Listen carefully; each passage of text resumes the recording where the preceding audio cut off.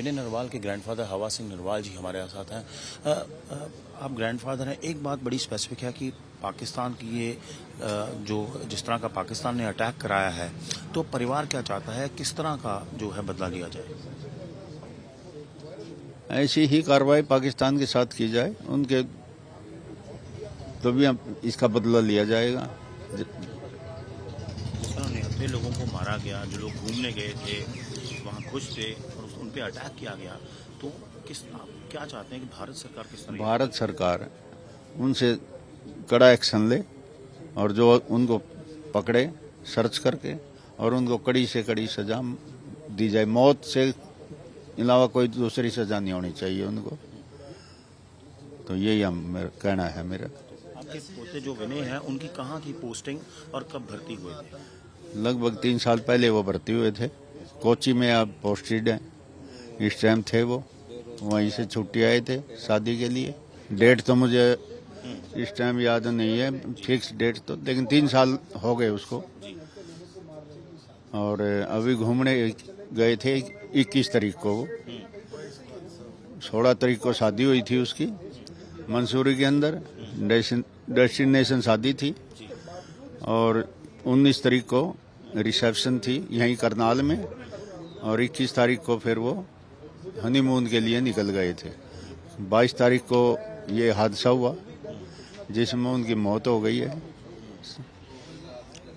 तो यही है। आपको कैसे पता लगा इस घटना के बारे में, जो टेरर अटैक हुआ और उसमें उनकी जान चली गई? आपको कैसे पता लगा परिवार को? उसके जो लड़की थी, हमारी बहू थी, जो पोत बहू, वो साथ थी उसके।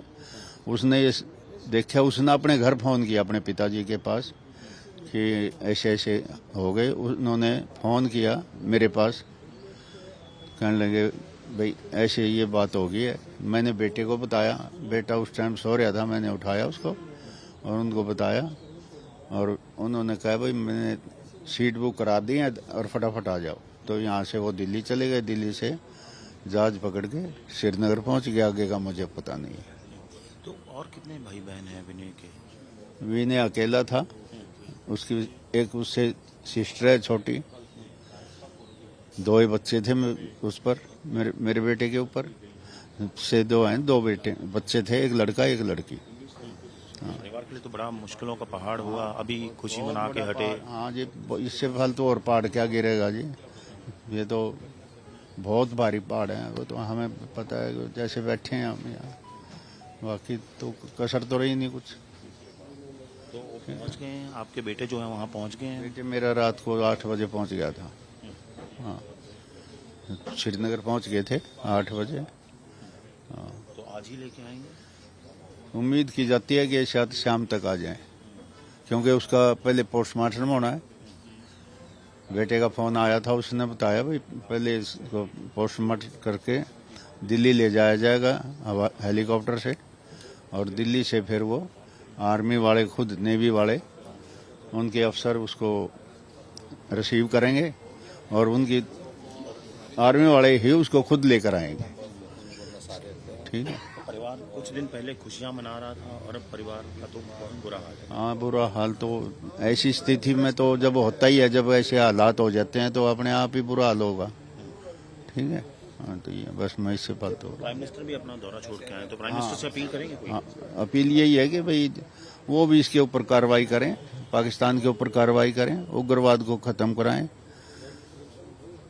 यही अपील है।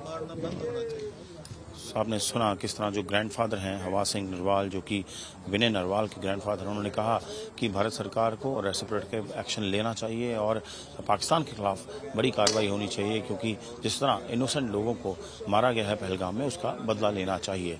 करनाल से कैमरा पर्सन अमन के साथ असीम बसी, आज तक।